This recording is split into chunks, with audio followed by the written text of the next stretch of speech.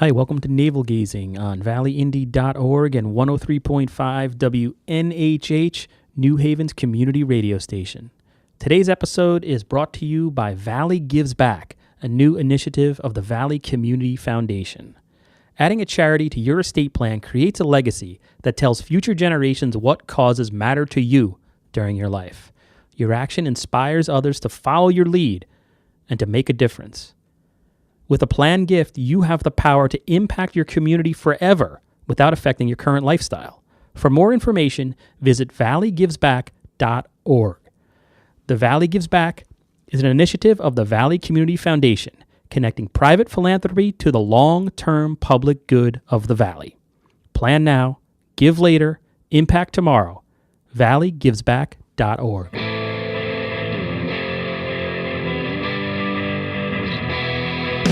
Hundreds of years we brought you the news. Printed the info, we gave you the clues. Owners' profits were always sky high. Changing market now threatens our lives. Post-literation, critical reading, dumbed down nation, signs of inbreeding, TV sucking ideas from our head, public discourse just about dead. We'll ride the dinosaur, yeah, ride the dinosaur. Hello, welcome to Navel Gazing, the Valley Indies podcast. My name is Eugene Driscoll. I'm a reporter, and I'm here with a fellow reporter. His name is Ethan Fry. Hello. Did I mention he is a reporter? Today on Navel Gazing, we have two guests. Donna DeLuca, she's the president and co-founder of the CARES Group. The other co-founder and vice president of the CARES Group is Matt DeLuca, Donna's son. CARES stands for the Community Addiction and Recovery Education and Support Group. This is sort of a support group, I guess you'd call it, for families of people who have substance abuse. If your son or daughter is addicted to drugs or what have you, you can go to this group and try to find help for yourself about how to deal with this problem that is everywhere. So you know what it is. So I just thought before we would begin, we just taped it. So they Right. left, and what do you think? It was a pretty good discussion, right? Yeah. No, and as Matt was saying, there's Himself a former recovery. recovering. He's now in recovery. Yeah. He was addicted to opioids. Mm-hmm. And as he was saying, everybody knows someone essentially, and we were saying, everybody knows multiple people now in this day and age who are, using or abusing substances, whatever you want to or call it.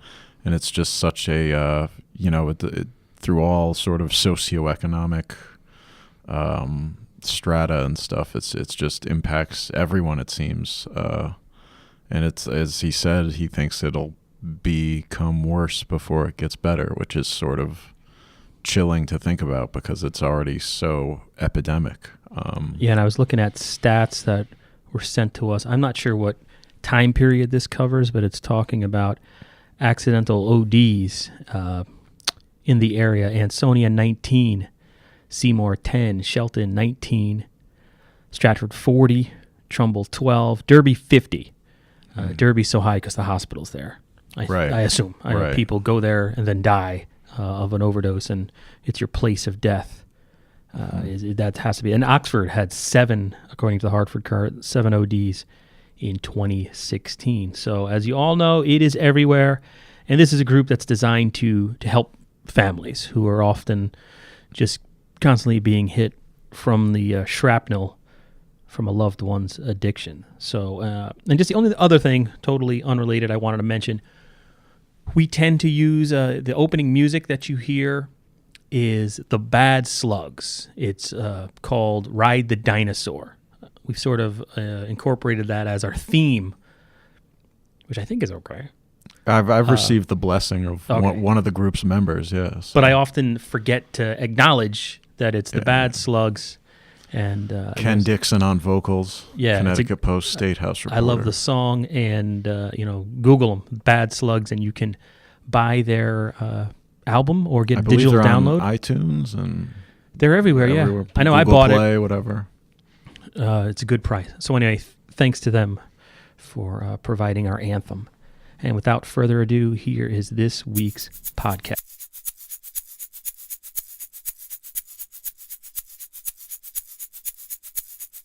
So hey, this is Eugene Driscoll again.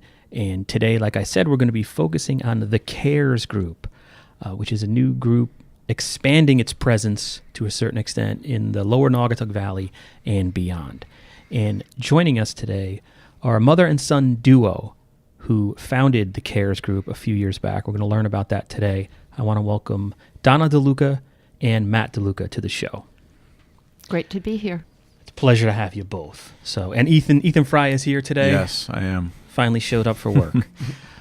So let's talk about the CARES group, because I know, Donna, we were saying before we went on mic, I worked at the News Times, and so did Ethan back in 2003, and we had done stories at that time about the Parent Connection, which was a true grassroots group that helped people or helped families who had members who were struggling with substance abuse. So what's the CARES group, and what are you doing? Thanks for having us, first of all. It's just a pleasure to be able to talk about what we're doing now. The CARES group is still a grassroots organization that has expanded to other communities to offer the same hope and support for families who are struggling with a loved one that has addiction or substance use disorder. And it really was an offshoot of the work that I did way back in 2003, 2004, when we were experiencing, deaths in Newtown of young people from prescription medication and opioid drugs. And as we know, the epidemic has just taken off. It's just spiraled downward. And I noticed through the years that there were more and more towns reporting more and more tragedies. I went from, working in Newtown as a school administrator to working back in Danbury and then in Brookfield. I ended my career in Brookfield at Brookfield High School. And one fateful summer, there were 6 substance-related fatalities in that small little town. And Ethan's hometown, by the way. Like yeah, geez. 2000 graduate. Go Bobcats. So Yeah. It was just the beginning of this, what we've seen in the media, what we know is happening in Connecticut. And, at that time, and Matt will, tell his story, he was coming really into his own recovery. And we decided, okay, can we bring this concept that worked so well from, the inception of the Newtown Parent Connection, could we bring it to other communities and help other families that were struggling, because we knew they were out there. As a school administrator in a high school, I knew that there were families whose children were just beginning to experiment with drugs and alcohol. And as a mom of 2 sons who are in recovery by the grace of God, I know where that could lead. Doesn't always lead there, but I know, and saw through so many families over so many years where it could lead. And the drugs are just more potent. They're more prolific. I mean, you can get them. They're deadly.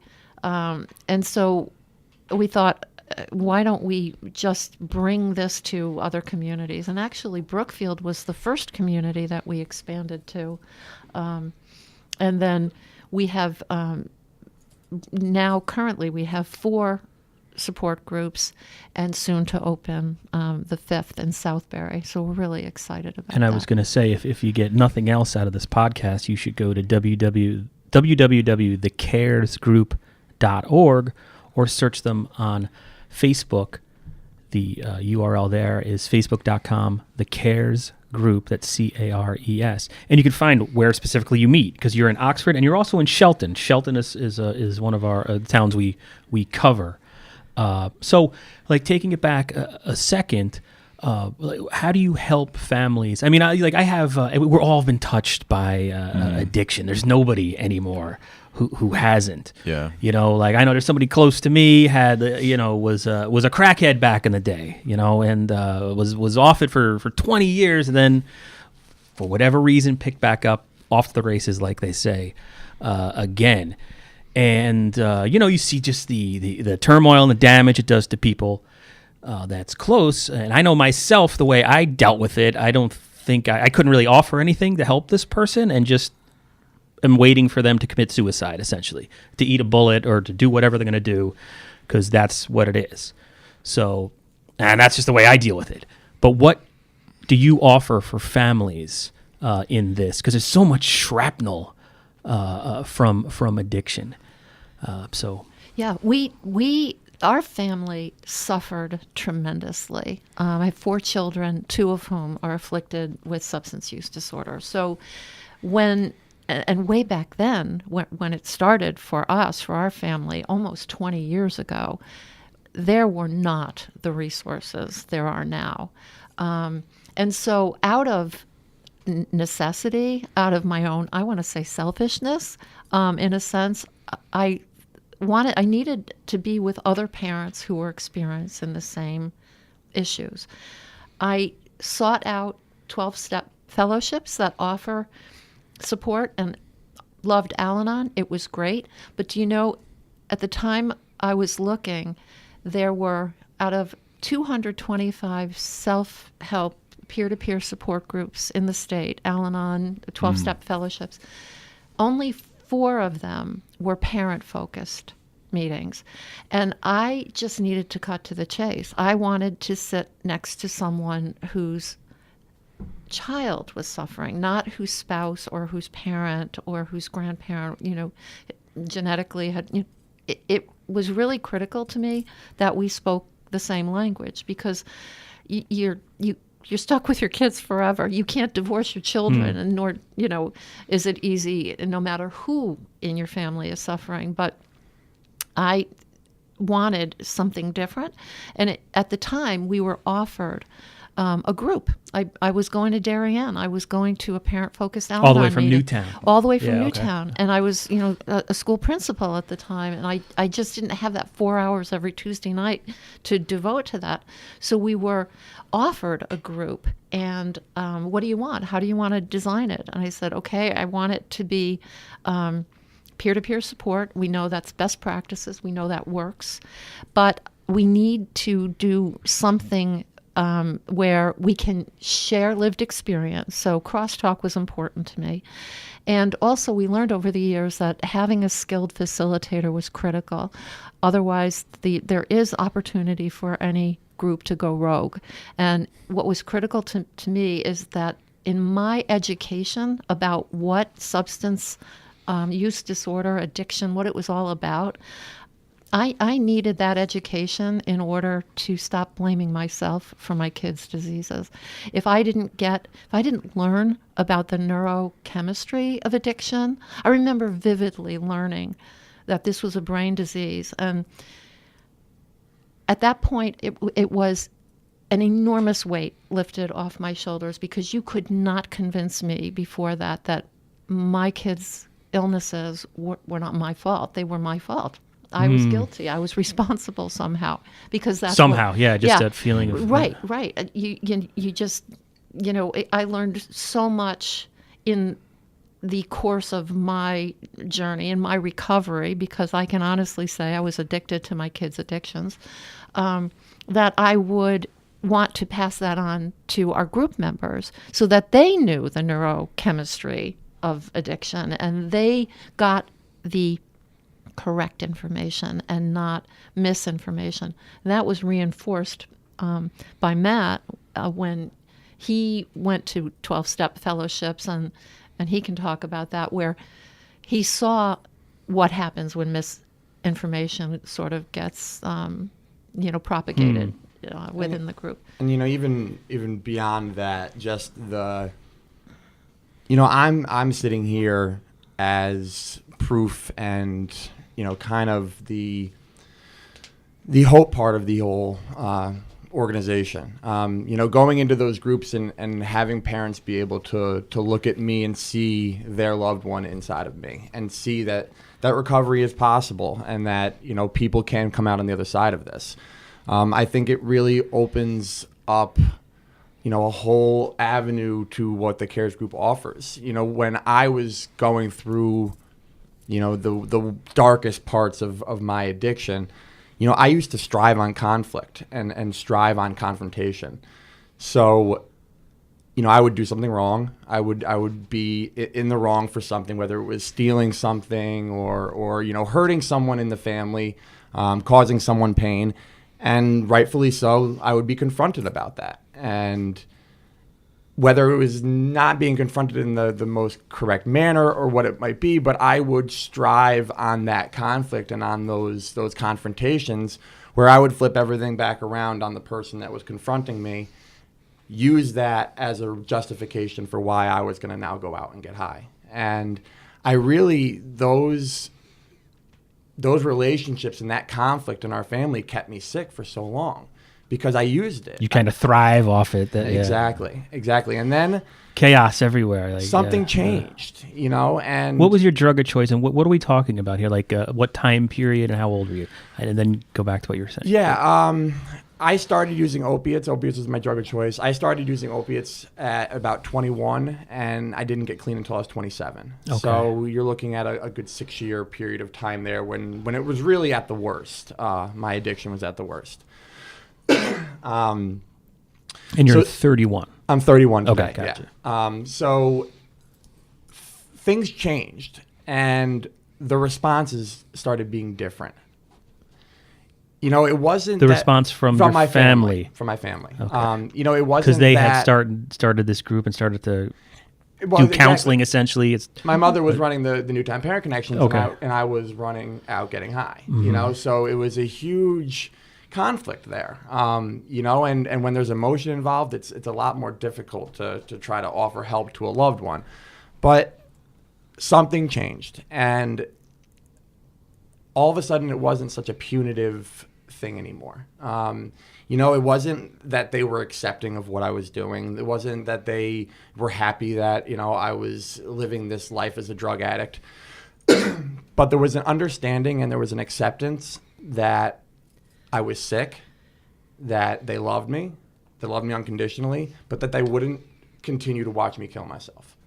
And I couldn't get mad at that. I couldn't use that as confrontation. I couldn't cause, a big fight that I was going to walk out the door and justify my drug use for. I, for the first time, had to look introspectively and look at my own behaviors in all of this and what I was doing.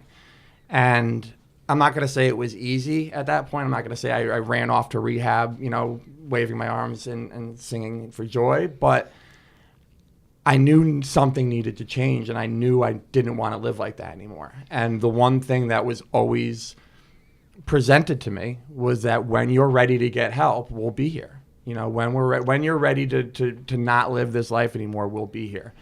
So for me, and I know not so many other people have this luxury, but for me, it was walking up 3 flights of stairs, knocking on a bathroom door and saying, Mom, I can't do this anymore. I need help. And since then, being able to live a life of recovery and also give back in founding this organization that's been able to, really provide miracles for a lot of families is the reason, is why I feel is my purpose in recovery. It's what's given me a purpose today. I wanted to ask, I have a bunch of questions for you, but first I wanted to ask just basically if I'm a parent listening to this podcast and my son or daughter is addicted to drugs or alcohol or whatever, how do I get in contact with the group? And you kind of walk me through what happens, because it's a whole, I have no idea. So what happens? I contact you through your website. I find out where any way possible. A lot of people use our 800 number, and they call, and that takes courage to call that number, because for me, if putting myself way back in the day where I was absolutely in despair, in chaos, in denial. Making that phone call means it's real. But the courage that it takes to make the phone call, and you're going to get me on the other line, or you're going to get Matt, or you're going to get one of our other CARES representatives, and they're going to get to us. If that's the first step, and that makes it real, which is tough to overcome that obstacle. But there's such relief. We hear every single time that either someone makes the phone call or steps into the group, that I wish I had done this sooner. You people understand. There's no pretense here. There's no judgment. So one of the most amazing things for us to hear when people walk in at the end is they say that, for the first time in my life, I'm speaking about this, and I'm also not alone. I'm in a room full of other people who understand me. For the first time in my life, I'm actually saying the words, my son or my loved one or my daughter, my husband, whoever it might be, is struggling with drugs and alcohol. And just the surrounding of comfort and support that they get from speaking those words it's really an amazing thing to watch. And then, of course, you're not helping the actual substance abuser. That's a whole. This is just to concentrate on the people around the addict. So listen to what's happened through the years, because that is absolutely one of the things that CARES does now. This is through its evolution what we've been able to do. So a parent gives me a call, or Matt, and says, my 25-year-old child is stealing from us. I know they're getting high. They're living in our home. I have younger children. They're wreaking havoc. I'm sick. I'm getting sick. I'm anxious. I have heart issues because of this. I'm going to my doctor. I don't know what to do. I think my child's going to die. And this is what's happening. Now, this is the difference between what was going on in 2003 and what's going on in 2018, 17, almost 18, is that they're younger and younger, and the drugs are stronger and stronger. So the first thing I would say to this parent is, you're not alone. My story, I have 2 children who, by the grace of God, are in recovery today. And this is what I've learned. I've learned that when you come to our group, you're going to be embraced by these other group members because they've been where you are. And whether it's day 1 or day 365, you are going to have people who know exactly what you're going through. So you're going to be embraced, literally and figuratively. Number 2, this group is about you and about your recovery and your family's recovery. And that's a really hard concept to explain to people, that had I not learned how to take care of myself through 2 children's addictions, and which are 10 years each, they overlapped, but a lot of years of pain and suffering within our family, I would be dead. I would have been taken out. And the disease really wants to take us out. So what we've learned through all of these years is where and how to access good treatment, because good treatment exists out there. It is extremely difficult with this epidemic going on to find beds in detox, to find beds in treatment centers that will keep you for longer than 21 or 28 days. The insurance debacle is something that would be a whole other podcast. But you help guide people, navigate those waters. Yeah, Matt can talk about that. He intervenes, works as an interventionist in many of the families. And this is a free service. Yes, gotcha. It is. So yeah, we over the years, that's what we saw. Get a little, there you go. People would come into the group and over time they realize that the group is for them, but it doesn't change the fact that they need solutions for their loved ones. It doesn't change the fact that, they can be as healthy as possible and be in the best position to care for their child or their loved one. But if their child doesn't receive the type of treatment that they need, this is a disease, and ultimately they're going to end up in jail institutions or dead. So over the 3 years, developing a ton of relationships with treatment providers. And that's what, we take our time to go in and do the vetting process. I can't tell you how many treatment centers that I've been to over the years that, wasn't good treatment. And it's hard to, I don't like to call people out by name or call facilities out by name, but there's a fine line between good treatment and bad treatment. There's a lot of people in this industry that are in it for the money, to be frank. As a cynical reporter, when we see advertisements now on TV, it's a big business. What is that just makes me sick. It is. So what we do is we go into the facility a lot of times, and it's entertainment on TV. That's another thing. I'm sorry. I mean, there's literally shows that are, they put the disclaimer, we're a docu-series, but it's... So, go ahead. No, and so what we do is we go into those facilities and we find out what their deal is. A lot of times we've spent days as clients in their facility to see the real look at what type of treatment they're going to get. We believe in a philosophy that our reputation, our integrity goes as far as the places that we can refer to and the places that we can send people. If we're doing all this great work in our own groups with their families and their parents, and then we're referring them out to a facility that doesn't provide good treatment, then we're just kind of getting in that same cycle that they were in before they went in. And that's the hardest thing to watch, because I've been there myself. What are some examples of good treatment centers? I'm completely ignorant of any, really, but what are some good ones? I think the people that take into consideration the compassion and love and they don't treat people like numbers in beds, and they treat people like human beings. I think there's a huge stigma that's associated with addiction, and I think that carries over into treatment itself. I've seen situations in treatment where people look at certain individuals like they're hopeless, like they're worthless. How is someone supposed to recover in a situation like that? How is someone supposed to take that next step and become a productive member of society when the people who are supposed to be helping them are looking down on them?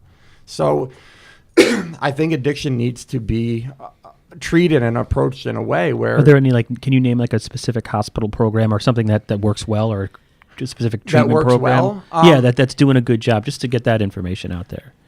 Yeah, I mean, we work with High Watch up in Kent, Connecticut, who's done great work. They've been around forever, and they've been around forever. Okay. And that's one I'm familiar with. So we that's one of the places we went up and we sat there and we met the staff. We really saw the type of the work that they do. There's other facilities as far as a state-run facility.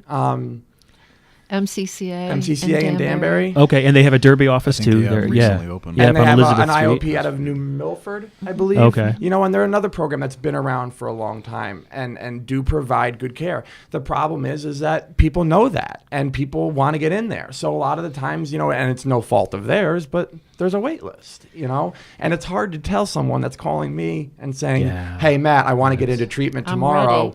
Hey, give me 3 weeks. It doesn't work. So we will do everything in our power. We've worked with sober homes in the area, sobering centers in the area. We will do everything in our power to make sure that person's safe.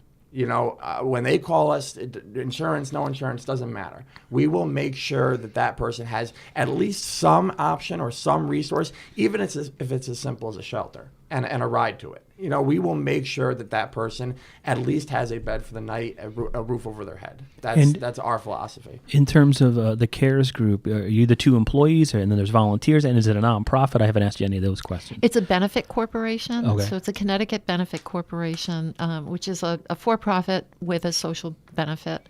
We function more as a nonprofit. It is just Matt and I that are employees, and then volunteers. And we do have loads of people who volunteer. And how long have you been around?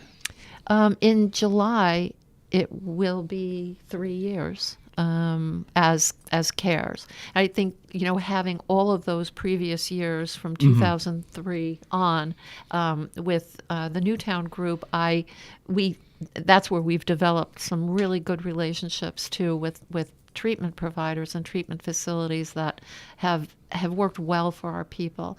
I think when you ask the question about good treatment, I think one of the things we know from the brain research and treatment research, what works is length of treatment. So anywhere that has a good continuum of services, from detox through residential, especially for opioid treatment, to intensive outpatient, to sober living. If a program can provide that gives that individual a fighting chance. That could keep somebody engaged in treatment for about 6 months. That's not what you see. You know, length of treatment, we've seen is the greatest determining factor for long-term sobriety. A lot of people say anybody can get clean. Anybody can go to rehab for 30 days and come out and they're clean. It's just staying clean, and that's the difficult part. And that's the part that we're seeing so many of these overdoses come from. Where people are getting clean, but they can't stay clean. So they get clean, they get, their tolerance is lowered, and then they try to use what they used before. And a lot of people are dying. A lot of people are dying because of that. And Matt could speak to this, but with an opioid addiction, after 28, 30 days, you're just getting out of the fog. The real work is done after that. But that's when a lot of people are being discharged to, home. Not good if the home's still toxic. And that's what we try to do in the groups, is to give the family members some fortification to change their patterns of behavior. Patterns of behavior have to change everywhere in order to really treat the individual, to have that individual know that there's no more contributing to this disease. When I knew I didn't cause it, I knew I couldn't control it, I knew I couldn't cure it, but I sure as hell was contributing to it. And what's an example of that? Like, how are you contributing to this guy's behavior? This guy's behavior, he would come to us, and he would, with an impassioned, with tears, with everything he had, he would say, he didn't have enough, you name it, gas money, rent money. It was money for something. And your heart, we're parents, I'm going to be homeless if I can't, and then, fill in the blank. And knowing full well that $20 was 4 bags of heroin. So you were aware he had a problem. Okay, gotcha. Knew it. But then your heart and your head are in constant conflict. And it destroys marital relations. It's a miracle my husband and I are still married, because he would give over the $20. I would be crazed, that this is what, just happened.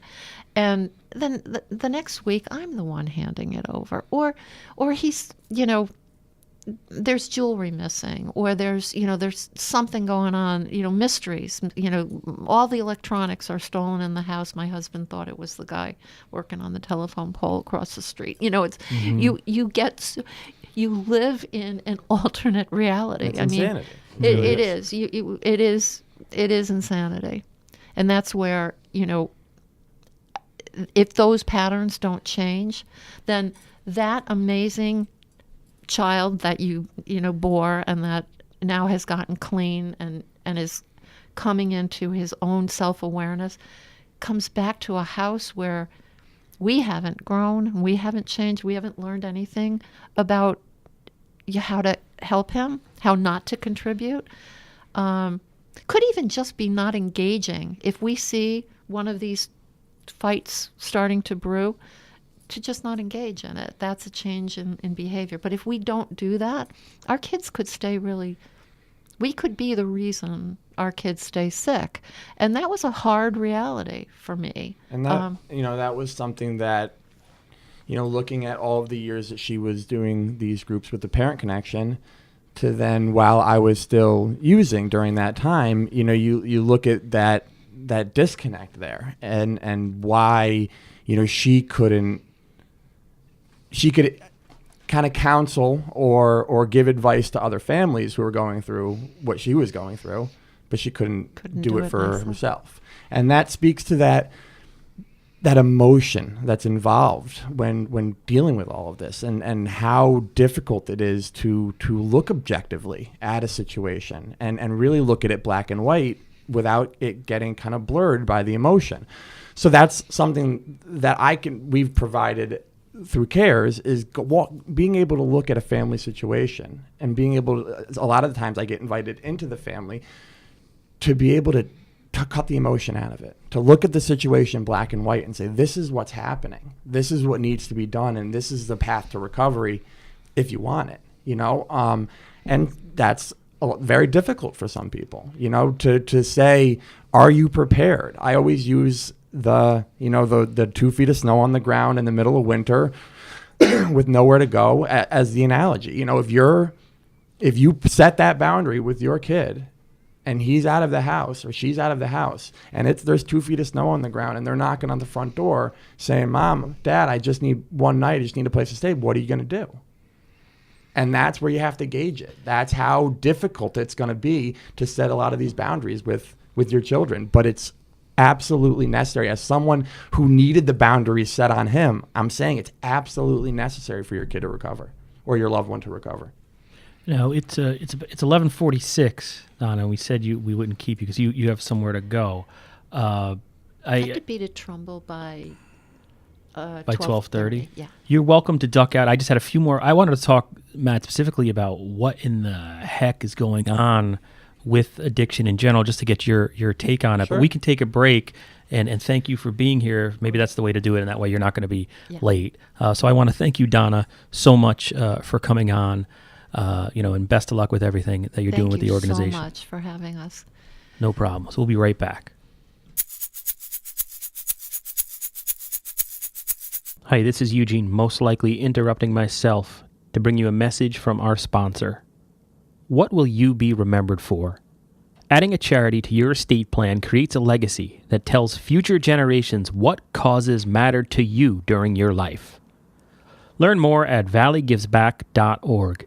It's an initiative of the Valley Community Foundation. Plan now, give later, and impact tomorrow at valleygivesback.org. Now back to the show. Okay, so we are back with Matt DeLuca. So about the CARES group, about the Oxford chapter of the CARES group, what's the news? Well, we went into Oxford and we had a little bit of difficulty with a location, a spot that was going to work for us as far as a consistent meeting spot. I think they originally might have thought that this was like a one-time shot in the pan type like event or a presentation. I don't think they knew it was going to be consecutive weeks. Who's they? I'm sorry. The government of Oxford, town government there. Okay. So they had you were operating out of the senior center, or exactly, okay, gotcha. Exactly. And so basically, the senior center wasn't going to be an option for us going forward consistently. So we kind of reevaluated at that point, and we looked at Southbury as far as its proximity to I-84, and it being right off the highway there. And we thought about that stretch, being as we are already in Shelton, that stretch of being able to reach up the 84 corridor and maybe into even as high as Southington, to have people and kind of reach a broader population. And where are you in Southbury now? Do you rent are you renting places all over? It's or do 283 Main Street North in Southbury. Okay. It's, I want to say the United Church of Christ. Gotcha. Okay. There in Southbury. It's right off exit 15. And then where do you meet in Shelton? In Shelton, we're at the Echo Hose Ambulance Training Center, which is right on 283 Howe Avenue. Sure. Okay. And how often do you meet? That Shelton is really where that's one of our core towns. So how often do you meet there? We are in Shelton every Thursday night. What time? It's from 7 to 9 p.m. And it's a drop-in group. We have members of the group that will come at 8:30 for the last half hour because they, had something else going on that night. And if I've never been there before, I can just stop in too. And Absolutely. So we welcome anybody to come. The only thing that we require is that, not to come impaired, obviously. And you'd be surprised, but it's happened in the past. And if a person is struggling with an addiction, we like them to get, a year clean before they come back into the group. But we do invite them to come back and tell their story, obviously as the founder of the group, I'm in, many of the groups pretty consistently and have the ability to, to share my story and my message with the group members pretty consistently. And what I wanted to ask also is funding. How are you funded? So we not a dollar by dollar breakdown, but just generally how. We work with treatment providers. Like we were talking about earlier. Going in and vetting those treatment providers. We work with treatment providers on a marketing and promotional contracts. Okay. And use our groups as a way to get those resources out into the into the public. And we have some benefactors and some people that really believe in the work that we're doing and give donations. We're small at this point. We just it's just me and my mother, but we're looking to expand and looking to grow and getting those groups out to as many communities as possible. Okay, and then just in terms of your story, I mean, we don't need to hear like your whole what do they call it, drunkalogue? Yeah, I guess you were opioid, so it was. And when people say opioids, like I feel like I'm a dinosaur in some respects. Like that's heroin. We're talking about heroin. You were addicted to heroin. I was addicted to opioids. I was addicted to pharmaceutical pills. I did at the end. Like, what are some examples? Percocet, Vicodin, OxyContin, oxycodone. Oxycodone is Percocet. Hydrocodone, any type of opiate, really, medication I could get my hands on. Why do you think? Do you ever stop and think like why? What did it do for you? Well, that's the $1 million question. Yeah. Everyone has a why. And that's part of what I talk about when I go into schools. I started a social media platform, it kind of goes with this answer, but I started a social media platform about a year and a half ago, and dealing with that stigma, that perception, the guilt, the shame, the embarrassment that I felt from my addiction kept me sick for years. And kept me from asking for help for years because I was so ashamed of myself. And taking that concept, we made a social media platform to get people's stories out there, to show the raw, unfiltered look at who the people are that are affected by addiction. But to go back, to when I was 14 years old, walking into Newtown High School and felt what anxiety was for the first time. And I didn't know that's what anxiety was. I just knew I felt weird and I felt different and I felt like this is not right. And that, not having an outlet for that, not having a way to feel like I could, a comfort level to feel like I could go out and talk about that, it really morphed into like a terrible self-image and a terrible belief pattern about myself. I really didn't like myself. I really, would... On the outside looking in, you'd be like, he's the quarterback of the football team. He's got a ton of friends. He's, what would he have not to like about himself? And I couldn't explain that.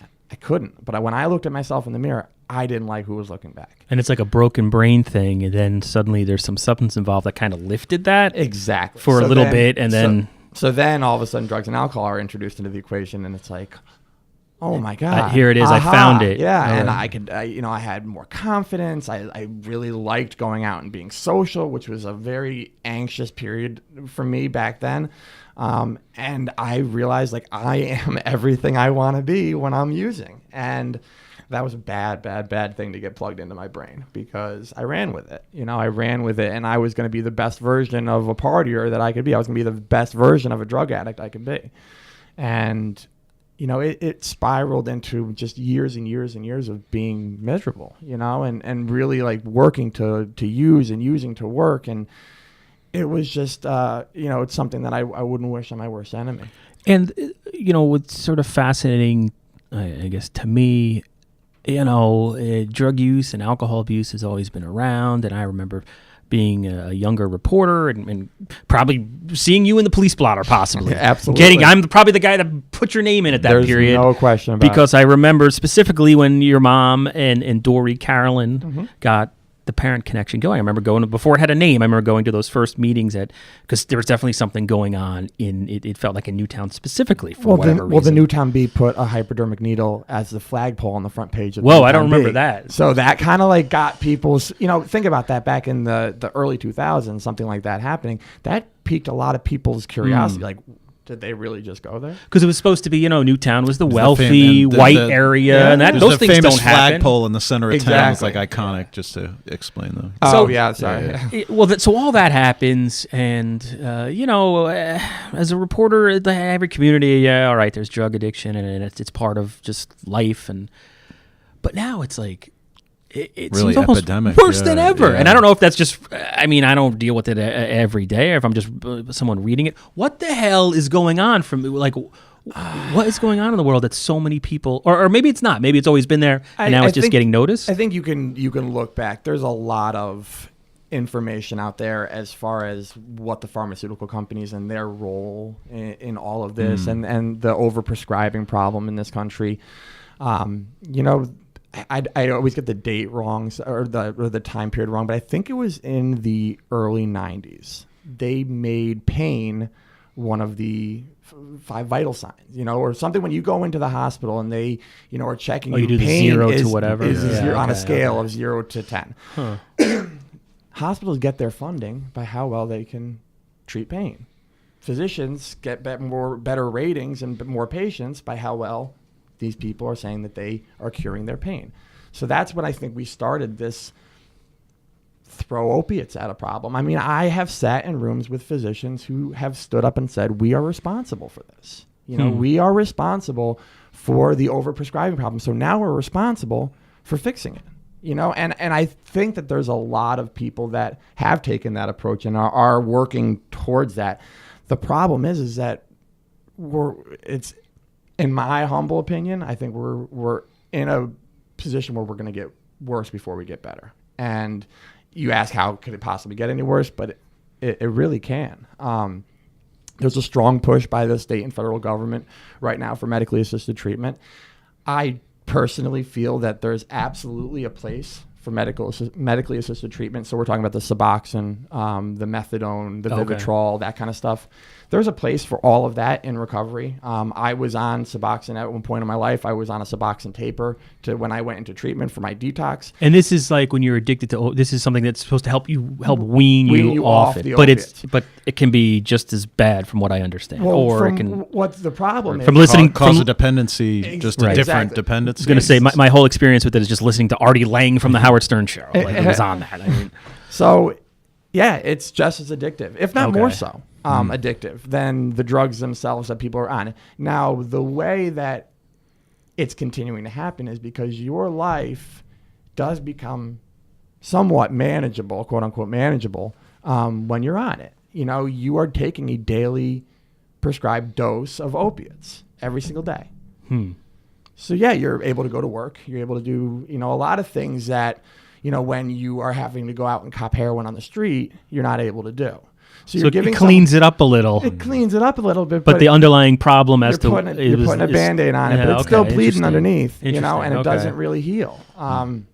So do I believe that there's a place for it? Absolutely. There's people that are dying out in the streets every single day. If it's going to take Suboxone or methadone or Vivitrol to get them through a couple months to be able to be open to the idea of treatment and sobriety, I think it's a miracle drug. I really do. My problem is when I see people on it for 10 years, and then what kind of quality of life is that? When the people are on it for 2-3 years and they want to get off of it, and then what? I'm working with a family right now. They have a son who's on 50 milligrams of methadone. He can't even get a detox to take him. Now, why is that? Because it's so... Because apparently 30 milligrams is the threshold of what you can detox from. But when you walk into a methadone clinic, they're starting you at 30. And they're just going up from there. So it's like, it's almost impossible. You get stuck into these cycles, and they keep you stuck. They keep you hooked in there. And that's where I say we're going in a direction where it's going to get worse before it gets better. And then if I'm somebody who's struggling with addiction to opioids is booze? It's all the same, or is it everything? All the same. How does one tap into support groups for somebody who may be actively addicted or drunk or whatever the terminology There's 12-step is? fellowships all over the place. You get them online now? Can you look them up as to where they are? Yes, there's meeting locations online. There's even online groups that you can take. I wouldn't recommend that long term because it's like a kind of way to isolate yourself. You can sit in the dark room on the internet. That can't be good. Yeah, so you want to get out and you want to talk to people. You want to meet people. I think so much of what the struggle is with addiction, there's a human connection part of it. What are those? What does like a meeting look like now? Is it all young people? I mean, because we more. read the obituaries because we print them, and we're like the 20-year-olds now making it into the obituaries. I've never seen that in 20 years. Clear, and it doesn't say cause of death, and I'm speculating. Well, but when you died unexpectedly, like the euphemisms. When you see 24, 25, 26-year-olds dying unexpectedly. Yeah. I hate to make assumptions, and I really don't like to do that, but, there's how something many going reasons on. are there for 25, 26, and 27-year-olds to be dying unexpectedly? So if I'm a young person, if I'm in my 20s, I mean, my God, that's a hard time, I would think, to sober up or get clean. But in these meetings, are there a lot of young people, I guess, and is that a support group, or is it just depend on where you are? And yeah, I mean, I think there's definitely more over the past 5 to 10 years. You're growing old in it. I'm becoming one of the older members, I guess. But there are meetings that are specifically for young people or beginners. If you're early into this process, there's meetings that are designed for you. If you're a young person and you don't want to necessarily sit in a church basement with 60-year-old alcoholics, then there's other meetings for you too. So there's a meeting out there for anyone. I used to laugh when people used to always say to me, like, oh, I just can't stand those meetings. And I was like, well, how many did you go to? And they're like, 3. I was like, well, I didn't really give it much of a shot considering how many options there are for you to go in the state of Connecticut. You'll find a meeting that you'll like. You'll find a meeting with people that you can relate to. You just got to look for it. One of the best pieces of advice someone gave me when I was getting clean was that you need to put as much effort into staying clean as you put into getting your drugs. And, if there was 2 feet of snow out on the ground and your dealer was 3 miles down the road, but you couldn't drive, you'd get those drugs. You would find a way to get those drugs. That's the way you got to chase a meeting, and chase meetings. If you went to a meeting and you didn't like it, go to another one because you might find something in that next meeting you will like. And it's your life. It's your life. All right. Well, Matt, I want to thank you so much for coming on this program and your mom, Donna, for coming on. And they are the president and vice president. Donna's the president. Matt's the vice president of the CARES group. And that stands for the Community Addiction and Recovery Education and Support Group. You can find them online. What's your URL, Matt? It's www.thecaresgroup.org. And our 24-hour hotline, it just rings to me, my mother, then me, then some other representatives that we have. But it doesn't matter if it's 3 o'clock in the morning. And if you're in a crisis, you can call it. It's 855-406-0246. All right. Thank you. Think as I butcher the last part there. I'll edit that out. Thank you so much for coming on. Thank you for having me.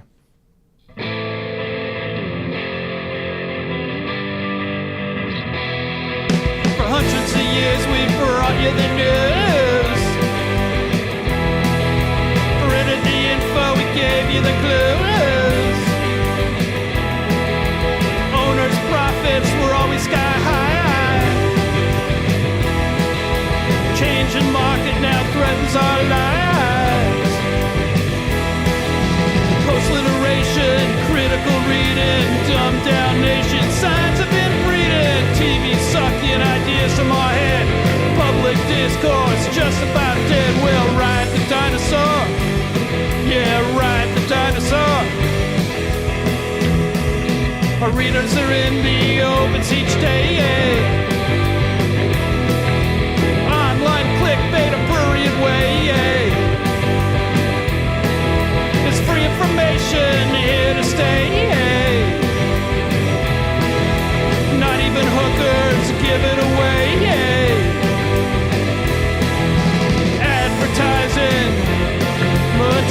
metastasizing, newsroom shrinking, constant attrition.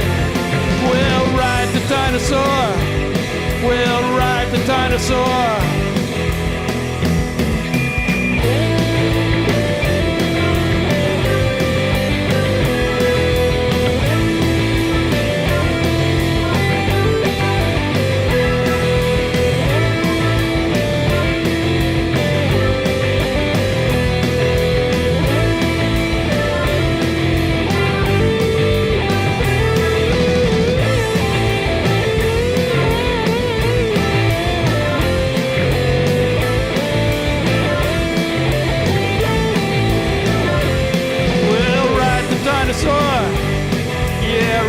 Dinosaur. Deadlines, bylines, pictures too. An editorial comment for $1 or $2. Fire down the block, the murder next door. And now we wonder what it's all for. Social media coming free to you, funny pages, the mayor's wages, criminal seats, corruption schemes, ink state wretches asking tough questions. We'll ride the dinosaur. Yeah, ride the dinosaur. The presses are running all through the night. We're printing the truth with all of our might. We're platform agnostics, got that interweb too. Buy an ad, see what we can do. We still have subscribers, still have our fans. We're here every day, so give us a chance and we'll make an art stand. Just hold us in your hand and we'll ride the dinosaur. Yeah, ride the dinosaur.